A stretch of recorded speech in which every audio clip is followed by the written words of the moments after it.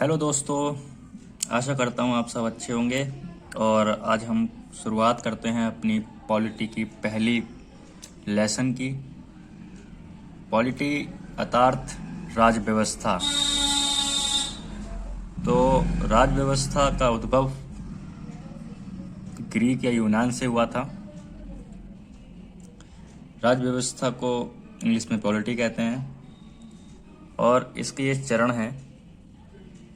पहले यह राजनीतिक दर्शन होता है, पॉलिटिकल फिलॉसफी होती है। उसके बाद राजनीति विज्ञान होता है, यानी कि पॉलिटिकल साइंस। और उसके बाद ये राज व्यवस्था पॉलिटी का रूप धारण कर लेती है। इसका मतलब क्या है? कोई भी विचार, कोई भी दर्शन या कोई भी वस्तु पहले एक विचार होती है, एक फिलॉसफी होती है। उसके बाद उस फिलॉसफी को अर्थ दिया जाता है, तर्क दिया जाता है, थ्योरी दी जाती है, तो वह साइंस बन जाती है। और जब वह प्रमाणित हो जाती है तो वह पॉलिटी बन जाती है। उसकी क्रम देख लेते हैं। क्रम है राजनीति दर्शन का जो फादर कहा जाता है वो सुकरात को कहा जाता है। सुकरात दार्शनिक थे, यूनान ग्रीक के निवासी थे।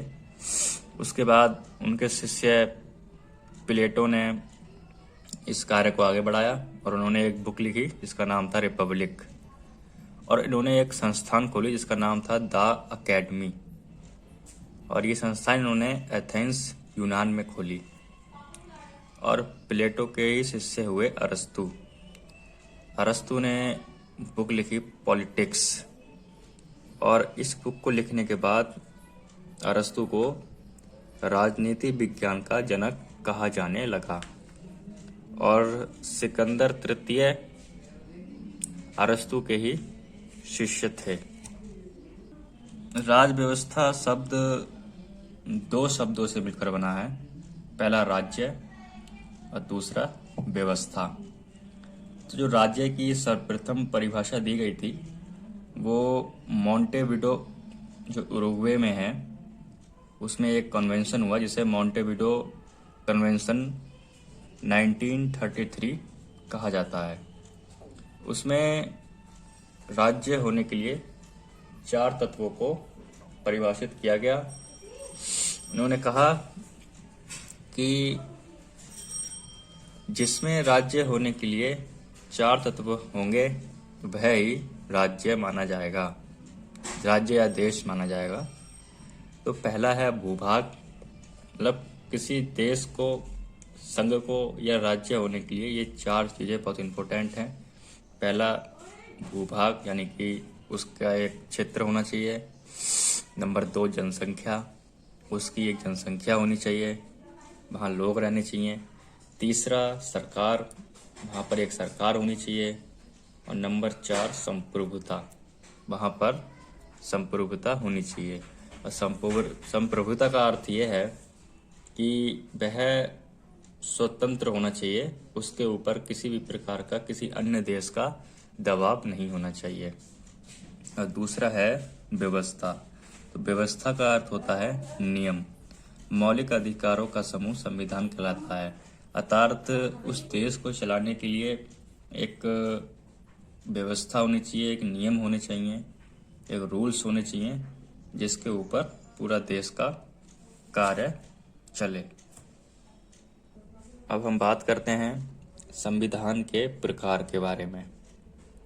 तो संविधान के प्रकार को 2 भागों में विभाजित किया गया है।